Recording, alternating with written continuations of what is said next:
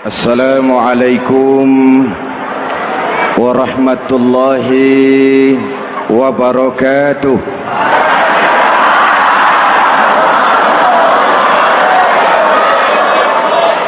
Alhamdulillahi rabbil alamin, wassalatu wassalamu ala ashrafil mursalin, sayyidina wa maulana Muhammadin wa ala alihi wa sahbihi ajmain, amma ba'du.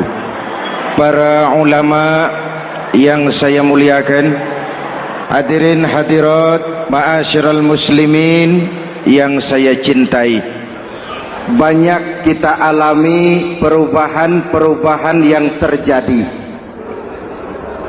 baik perubahan yang menyangkut sosial budaya, lebih-lebih yang menyangkut sosial politik. Yang tidak banyak mengalami perubahan adalah sosial ekonomi. Bahkan angka kemiskinan kita naik menjadi 3/5 dari total penduduk kita hidup di bawah garis kemiskinan, dan 20% diantaranya miskin mutlak. Perubahan-perubahan yang terjadi menyadarkan kita kepada kebenaran Al-Quran ketika Allah menyatakan wa tilkal ayyamu nudawiluha bainan nas.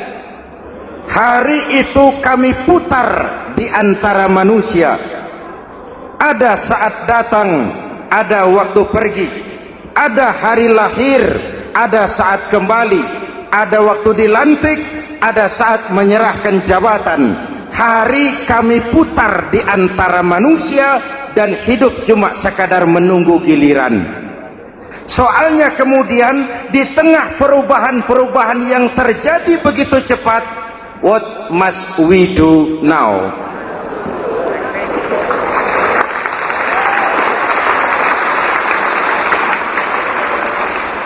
Saya juga nggak ngerti itu.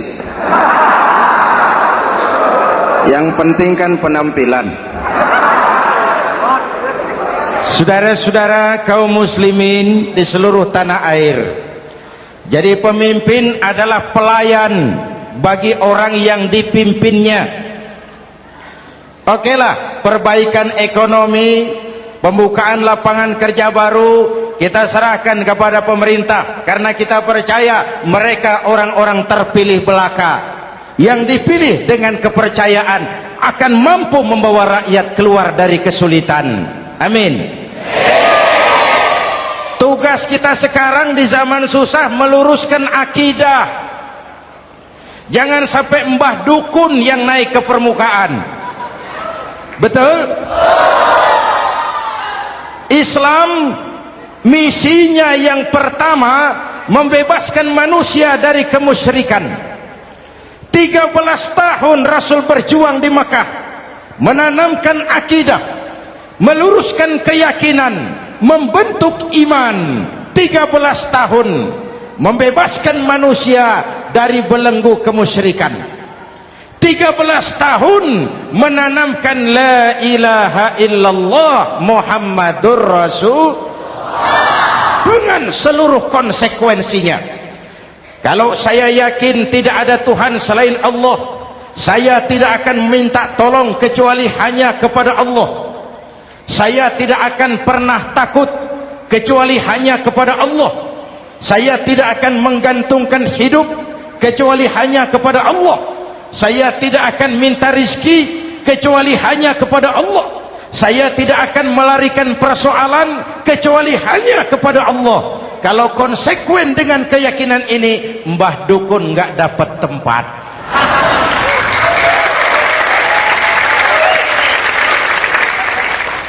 Akur? Ayo lihat secara sederhana.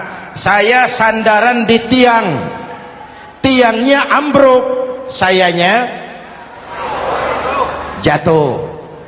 Saya sandaran di tembok, temboknya runtuh, saya juga runtuh. Saya sandaran kepada orang kaya, dia jatuh miskin, saya bangkrut. Saya sandaran kepada jenderal, dia pensiun, saya selesai. Tapi kalau saya sandaran hanya kepada Allah, Allah tidak akan pernah miskin, Allah tidak akan pernah lumpuh, Allah tidak akan pernah terpuruk, dan Allah tidak akan pernah berkurang kekuasaannya.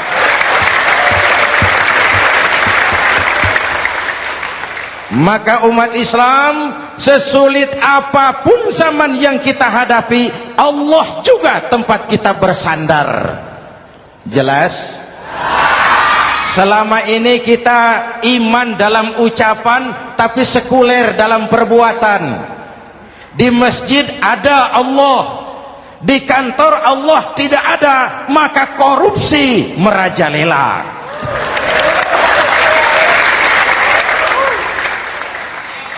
Di masjid ada Allah, di pasar Allah tidak ada, maka timbangan tetap curang.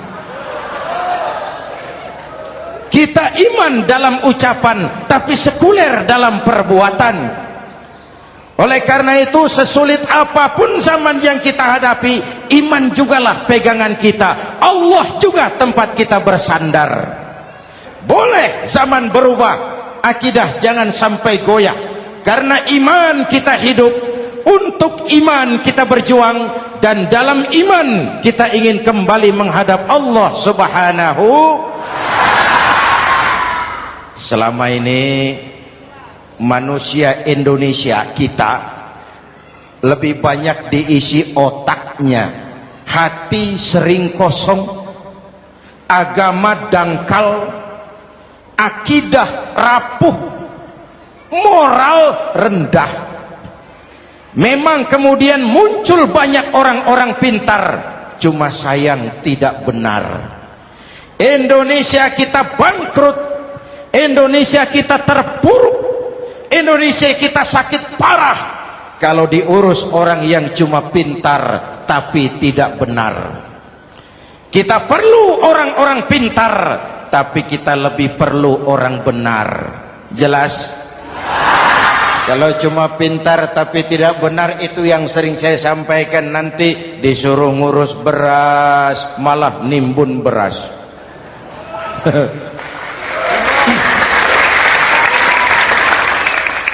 Disuruh ngurus laut malah jadi bajak laut. Disuruh ngurus hutan rame-rame jadi orang hutan. Jutaan hektar hutan Indonesia kita ini merupakan kekayaan sumber daya alam kita yang harus digunakan bagi sebesar-besar kemaslahatan rakyat. Yang disuruh ngurus hukum malah bikin hukum seperti pisau, tajam ke bawah, tumpul ke atas. Jangan heran lalu di masyarakat muncul street justice, pengadilan jalanan, sebagai refleksi dari ketidakpuasan melihat sikap hukum yang sangat berpihak. Kalau yang kecil salah, hukum cepat-cepat ditegakkan.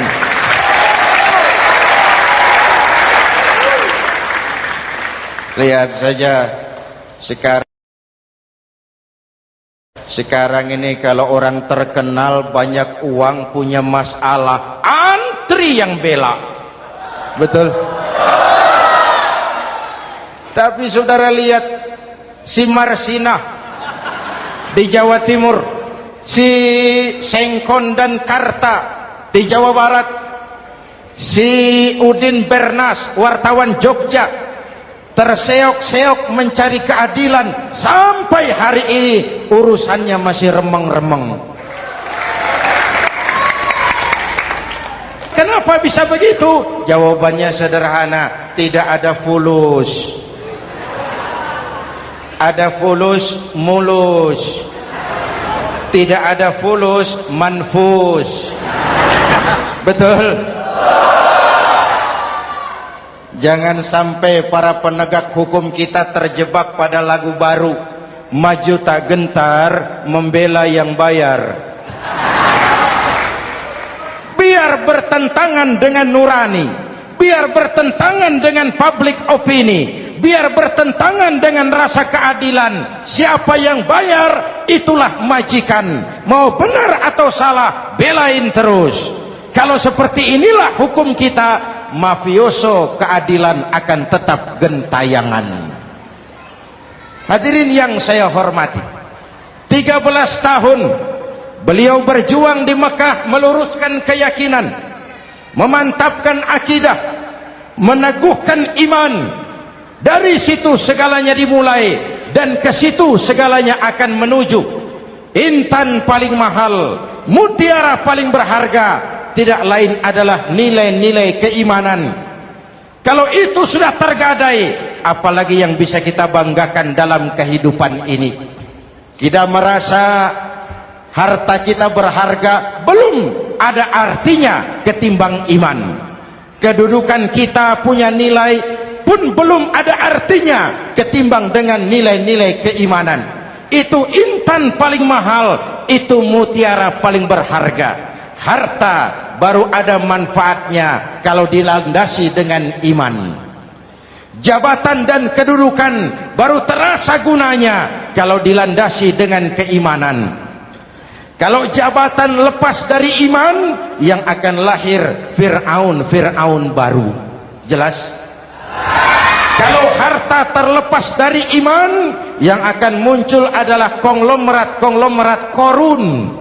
Kalau ilmu pengetahuan terlepas dari nilai dasar keimanan, maka yang akan muncul adalah ilmuwan pelacur yang menyalahkan yang benar, membenarkan yang salah untuk kepentingan pribadi. Dan kondisi seperti itu tidak akan membuat kita makin sehat.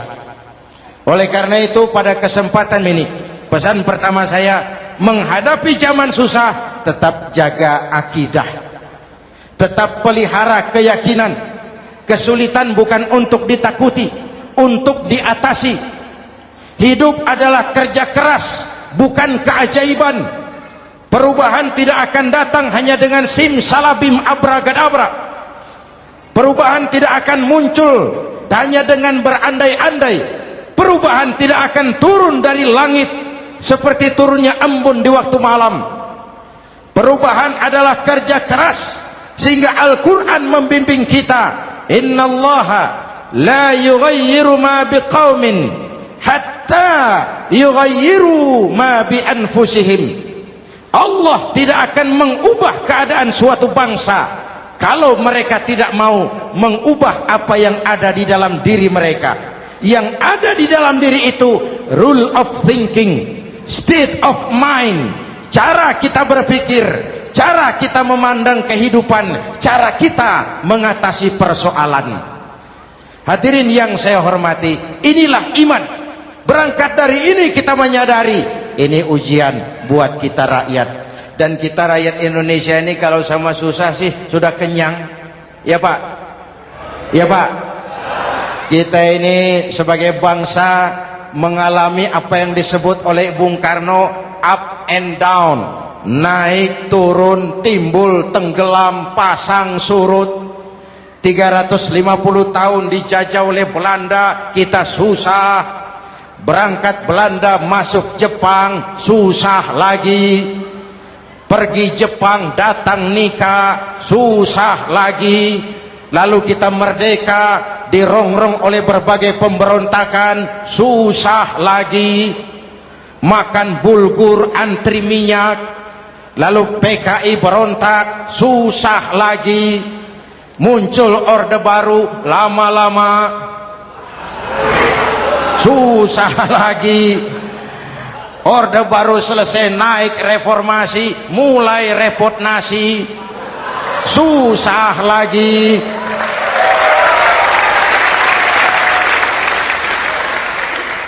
Kalau susah kita ini sudah akrab, sudah intim. Mestinya kalau sudah susah seperti itu, jangan salah sikap menyikapi kesusahan. Jangan sampai kita potong kompas, ambil jalan pintas, terjebak menghalalkan segala cara. Itu tidak akan menguntungkan, itu tidak akan menyelesaikan. Kalaupun selesai, nampaknya penyelesaian sesaat, dan penyelesaian sesaat bukan penyelesaian yang sebenarnya. Karena itu tetaplah dalam koridor keimanan. Boleh zaman berubah, akidah jangan sampai goyah. Silahkan masa berganti, tapi keyakinan jangan mati. Sekali la ilaha illallah sampai tetes darah paling penghabisan, tetap la ilaha illallah. Sanggup? 3 orang. Sanggup? 21. Sanggup? Kalau sanggup kita harus konsekuen. Saudara-saudara di seluruh tanah air, misi yang kedua dari Islam setelah membebaskan manusia dari kemusyrikan, membebaskan manusia dari ras diskriminasi, mengikat manusia dengan tali akidah. Sebelum Islam datang, manusia dibedakan oleh warna kulit, manusia dibedakan oleh faktor keturunan, manusia dibedakan oleh faktor harta dan benda.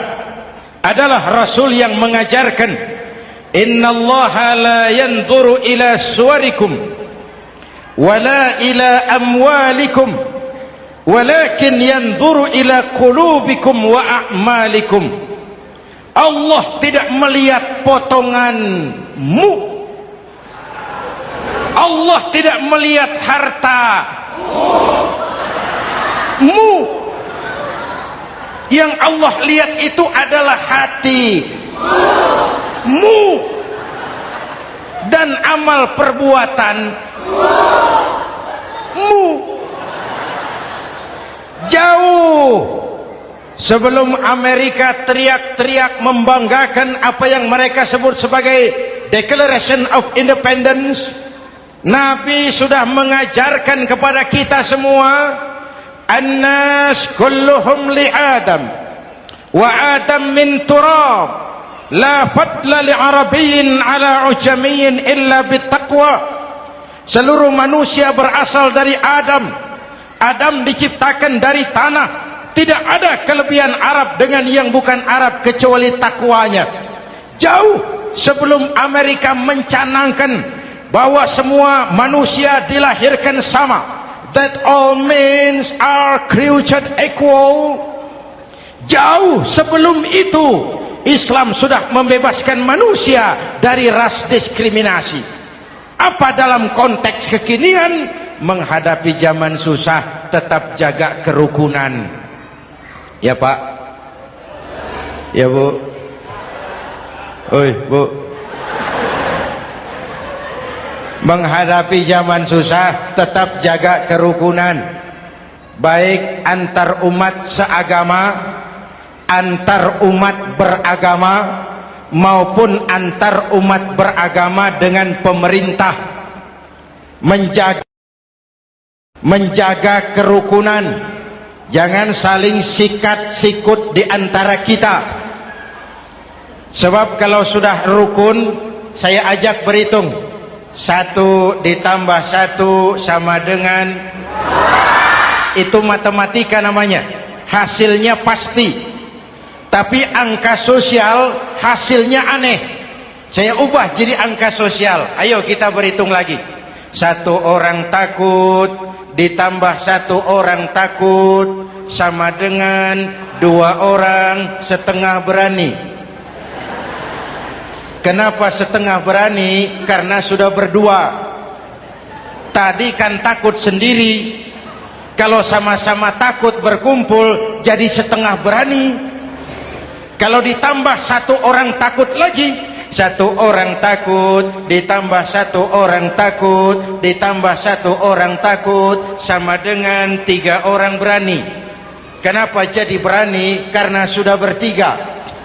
Kita yang lemah, kita yang marginal, kita yang dikucilkan, bahkan kita yang dilecehkan, kalau mau rukun kita akan kuat dan tidak bakal dipermainkan orang.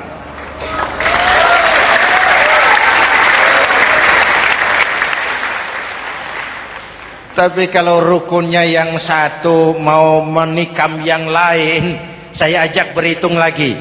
Yuk berhitung yuk. 1 ekor ayam ditambah 1 ekor musang sama dengan 1 ekor musang.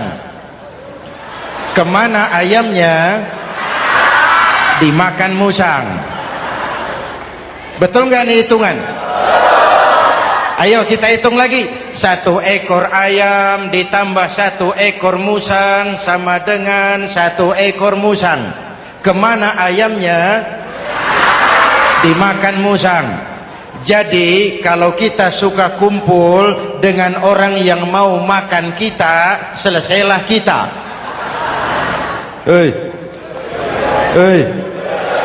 Maka kalau merasa kita ini ayam, yuk kumpul sama-sama ayam, pulang ke kandang ayam. Kalau ada ayam kumpul ke kandang musang, itu namanya ayam minum baygon. Jelas? Menjaga kerukunan. Pertama, antar umat seagama, sesama muslim harus saling menjaga, harus saling memelihara. Baik dia muslim yang jadi kapolri, baik dia muslim yang jadi kasat, baik dia muslim yang jadi pengusaha, baik dia muslim yang jadi petani, nelayan, guru, semua komit menjaga semangat kebersamaan, rukun antar umat seagama. Jelas? Jelas? Hadirin yang saya hormati, atas dasar itu saya ingatkan kembali, kita semua ingin persoalan terorisme dilepaskan kaitannya dari agama manapun. Tidak ada kaitannya terorisme dengan Islam, dengan Kristen, dengan Hindu, dengan Buddha. Tidak ada kaitannya terorisme dengan pondok pesantren.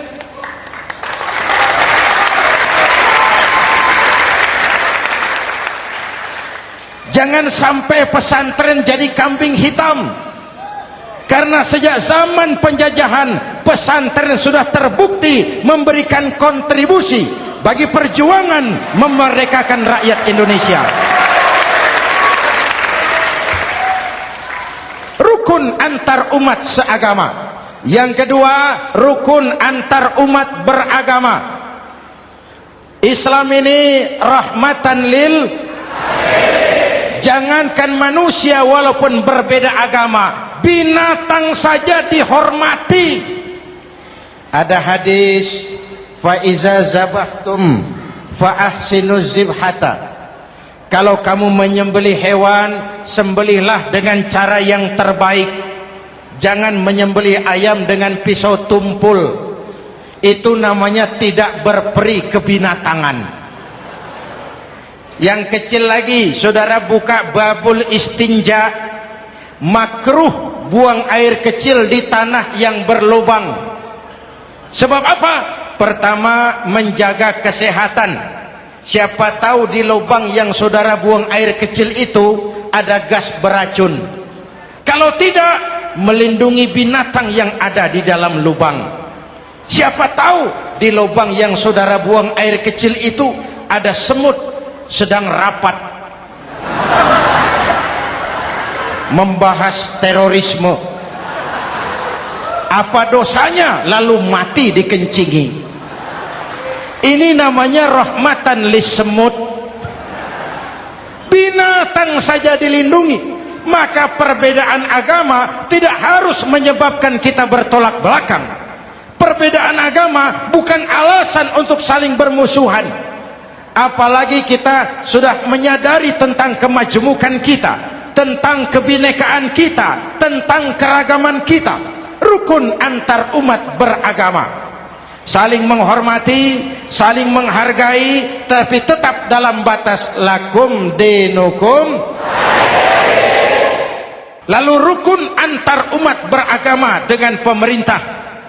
Hadirin yang saya hormati, yang benar kita dukung, yang salah kita perbaiki dan kita tegur menurut cara-cara yang diajarkan oleh agama kita. Dan sholat berjamaah, pendidikan bernegara yang paling bagus.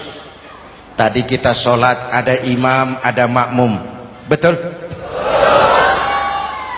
Makmum wajib ikut imam kalau imam benar sholatnya.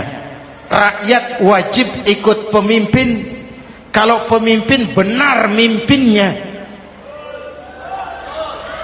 Masyarakat Islam ini loyal. Masyarakat Islam ini bukan pemberontak. Masyarakat Islam ini taat dan setia. Kapan? Kalau imamnya benar. Imam takbir, makmum. Imam ruku, makmum. Imam i'tidal, makmum. I'tidal. Imam sujud, makmum. Tapi kalau imam keliru, mestinya imam ruku malah sujud. Salah imam ini. Tegur. Siapa yang wajib negur? Makmum yang saf terdepan. Anggota DPR.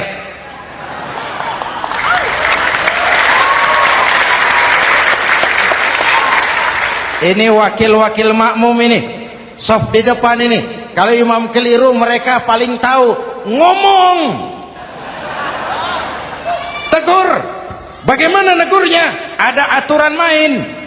Mestinya ruku, imam sujud. Salah ini imam. Subhanallah. Kan begitu negurnya. Betul? Tidak boleh juga imam keliru, makmum emosi. Main pegang. Weh, makmum salah. Hoi, hoi. Kacau sholat. Betul?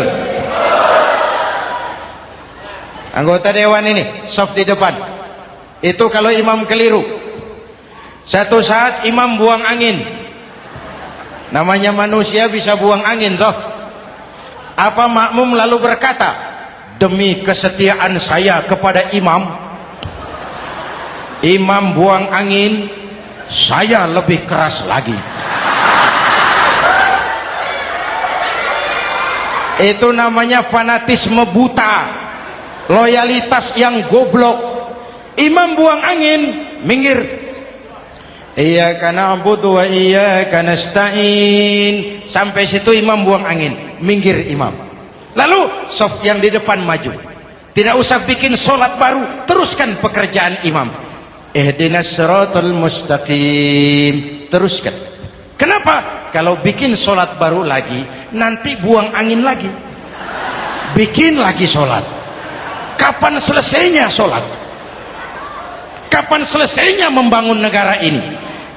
Yang penting imam tahu diri, buang angin, minggir.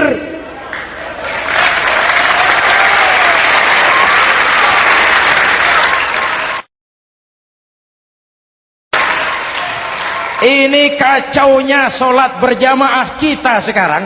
Kacaunya negeri kita sekarang. Banyak imam sudah buang angin, gengsi. Diam aja merasa nggak punya salah. Dikasih tahu sama makmum, imam tadi buang angin ya, malah jawab sedikit. Apa kalau sedikit lalu tidak batal sholat itu? Mekanisme kehidupan sosial yang diatur lewat tuntunan sholat berjamaah. Sehingga Nabi berpesan, kun imaman muta'an au ma'muman muti'an fala takun thalisan jazu'a. Kalau jadi pemimpin, jadilah pemimpin yang ditaati. Kalau jadi makmum, jadilah makmum yang mentaati. Jangan jadi golongan ketiga pemecah belah. Di depan tidak jalan, di belakang takut, ditaruh yang di tengah, di depan didorong, yang belakang ditendang. Ini namanya biang kerok. Saudara-saudara, dari uraian singkat ini saya ambil beberapa catatan pokok. Pertama, kalau ada intan paling mahal, kalau ada mutiara paling berharga dalam hidup kita, itu tidak lain adalah karena keyakinan. Hidup jadi indah, hidup jadi berharga, hidup jadi berarti kalau didasari atas sebuah keyakinan.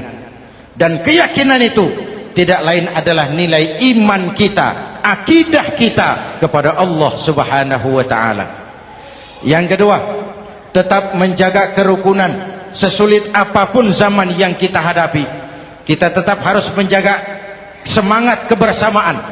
Kita harus tetap menjadi lem perekat yang menjaga keutuhan, baik sebagai bangsa maupun sebagai umat. Perbedaan adalah wajar, harus dihormati sebagai ciri kehidupan berdemokrasi. Tapi jangan perbedaan menjadi sebab kita bermusuhan, dan jangan perbedaan menyebabkan kita saling berpecah belah. Hormati perbedaan, jangan perbedaan dipandang sebagai permusuhan. Dengan akidah yang kuat dan kebersamaan yang kokoh, ayo kita hadapi kesulitan, kita atasi kesulitan, dan dengan kerja keras untuk menyongsong hari esok yang lebih pasti. Mari kita Fatihah, semoga Allah memelihara kita bangsa Indonesia. Ala hadhihi niyah wa ila hadratin Nabi. Al-Fatihah.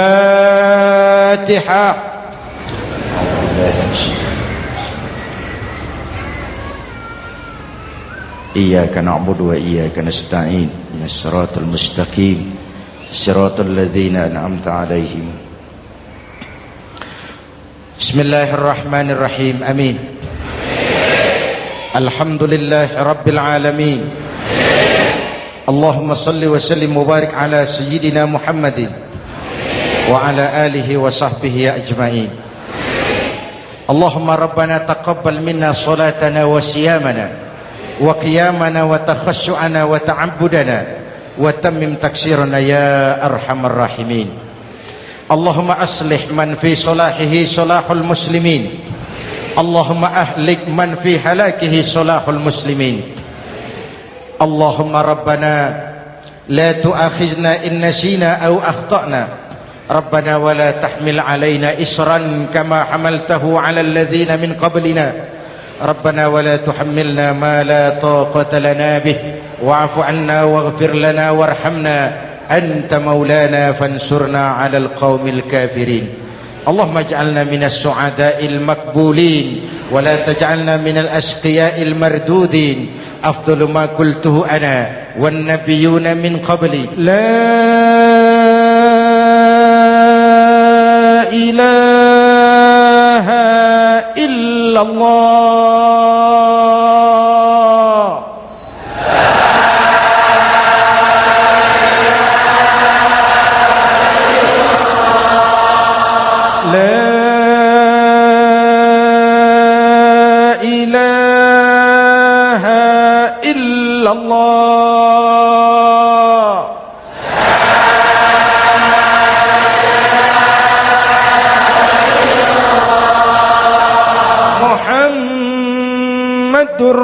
Rasulullah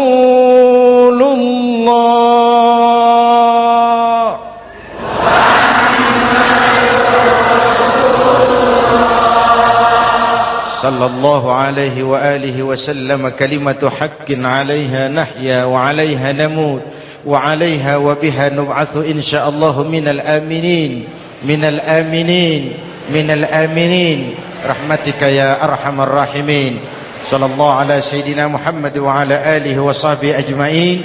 Ana rabbika rabbil izzati amma yasifun. Salamun alal mursalin. Walhamdulillah rabbil alamin. Jumpa lagi di lain kesempatan insyaallah. Wassalamualaikum warahmatullahi wabarakatuh.